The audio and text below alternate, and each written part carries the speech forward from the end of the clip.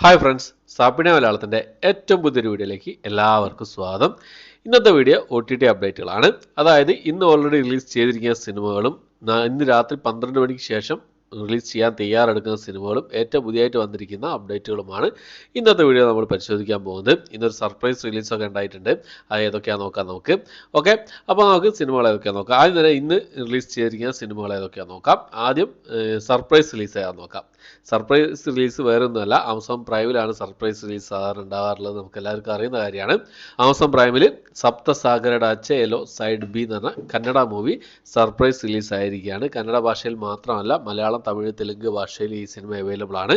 അപ്പം ഏറെ കാലത്തെ ഒരു കാത്തിരിപ്പായിരുന്നു ഈ ഒരു സിനിമയുടെ സെക്കൻഡ് പാർട്ടിന് വേണ്ടിയിട്ട്. ഫസ്റ്റ് പാർട്ട് കണ്ടവരെന്തായാലും ഈ ഒരു സിനിമയുടെ സെക്കൻഡ് പാർട്ടിന് കട്ട വെയിറ്റിംഗ് ആണെന്ന് അറിയാം. എന്തായാലും ഈ സിനിമയുടെ അഭിപ്രായങ്ങൾ നിങ്ങൾ കമൻറ്റ് ബോക്സിൽ രേഖപ്പെടുത്താൻ ശ്രമിക്കുക. പിന്നെ വേറൊരു കാര്യം പറഞ്ഞോട്ടെ, നമ്മുടെ ലിജോ ജോസ് പല്ലിശ്ശേരി സംവിധാനം ചെയ്ത് ലാലേട്ടൻ പ്രധാന വേഷം കൈകാര്യം ചെയ്ത മലൈക്കോട്ടെ വാലിബൻ എന്ന തിയേറ്റർ റിലീസ് ചെയ്തിട്ടുണ്ട്. കണ്ടു, റിവ്യൂ ചെയ്തിട്ടുണ്ട്. കാണാത്തതൊന്ന് കണ്ട് സപ്പോർട്ട് ചെയ്യാം. പിന്നെ മലൈക്കോട്ടെ വാലിബൻ്റെ ഒരു OTT അപ്ഡേറ്റ് പറയാം. ഈ സിനിമയുടെ OTT റൈറ്റ് സ്വന്തമാക്കിയിട്ടുള്ളത് പിന്നെ ഡിസ്നി പ്ലസ് ഹോട്ട്സ്റ്റാറും സാറ്റലൈറ്റ് റൈറ്റ് സ്വന്തമാക്കിയിട്ടുള്ളത് പിന്നെ ഏഷ്യാനെറ്റും ആണ്. ഡിസ്നി പ്ലസ് ഹോട്ട്സ്റ്റാർ ആയതുകൊണ്ട് തന്നെ ഈ ഒരു സിനിമ മിക്കവാറും ഒരു മാസത്തിന് ശേഷം OTT റിലീസ് ചെയ്യുന്നതാണ്. എന്തായാലും ഈ സിനിമയുടെ അഭിപ്രായങ്ങൾ നിങ്ങൾ കമൻറ്റ് ബോക്സിൽ രേഖപ്പെടുത്താൻ ശ്രമിക്കുക, തിയേറ്ററിൽ കണ്ടവരാണെങ്കിൽ. ഓക്കെ, അപ്പോൾ അടുത്ത സിനിമ വിശുദ്ധ വെജം എന്ന് പറഞ്ഞൊരു മലയാള സിനിമയാണ്. ഈ സിനിമ മുമ്പ് യൂട്യൂബിൽ വന്ന സിനിമയാണ്. ഇപ്പോൾ സിംപ്ലി സൗത്തിൽ അവൈലബിൾ ആണ് ഈ ഒരു സിനിമ. നല്ലൊരു ഫീൽ ഗുഡ് മൂവിയാണ് ഈ ഒരു സിനിമ, വിശുദ്ധ വെജം എന്ന് പറഞ്ഞ മലയാള സിനിമ.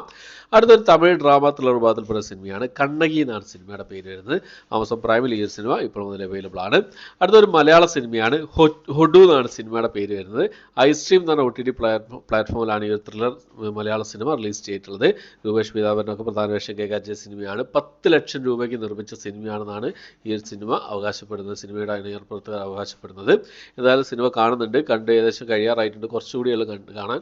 കണ്ടിട്ട് എത്രയും പെട്ടെന്ന് തന്നെ നാളെ നിങ്ങൾക്ക് മുന്നിലേക്ക് റിവ്യൂ എത്തിക്കാൻ ശ്രമിക്കുന്നതാണ്. പിന്നെ ഇന്ന് രാത്രി പിന്നെ ഇന്ന് തിയേറ്റർ റിലീസ് ചെയ്ത ഫൈറ്റർ എന്ന ഹിന്ദി സിനിമ കാണാൻ പോകുന്നുണ്ട്.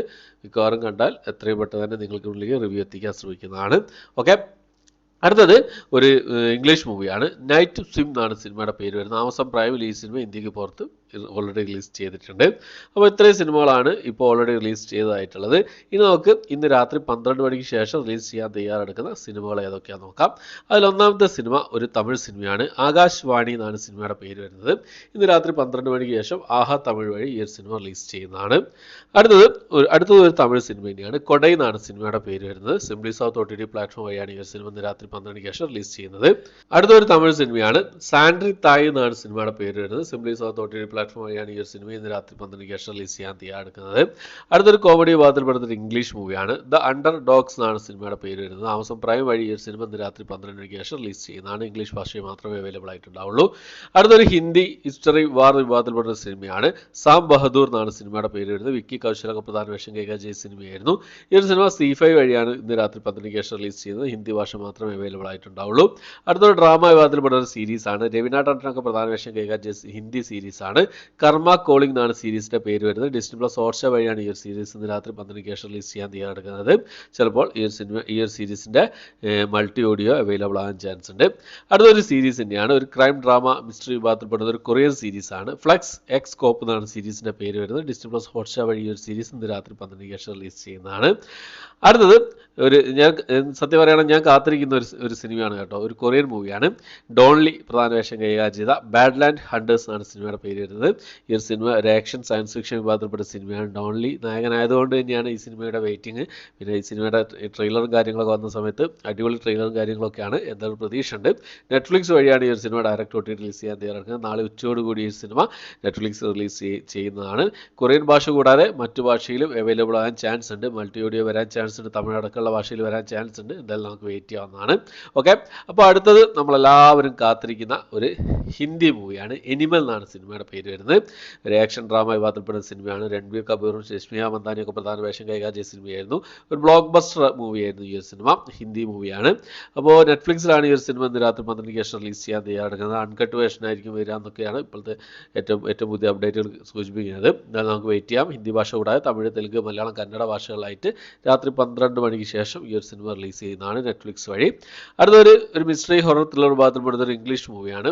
ദ പിപ്പർ എന്നാണ് സിനിമയുടെ പേര് വരുന്നത്. Lions gate play OTT platform വഴി ഇംഗ്ലീഷ് ഭാഷ കൂടാതെ തമിഴ്, തെലുങ്ക് ഭാഷകളിലായിട്ട് ഇന്ന് രാത്രി 12 മണിക്ക് ശേഷം റിലീസ് ചെയ്യുന്നതാണ്.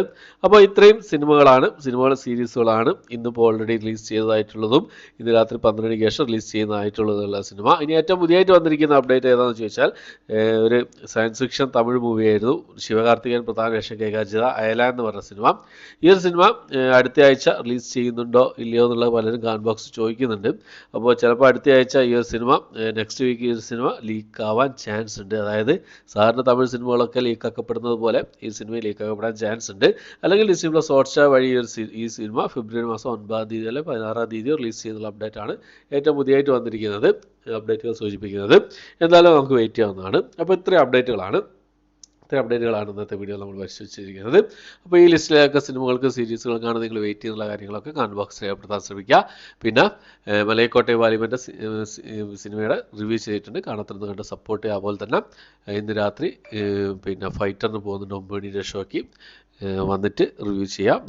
നാളെ രാവിലെയോടുകൂടി തന്നെ അപ്ലോഡ് ചെയ്യാൻ ശ്രമിക്കാം.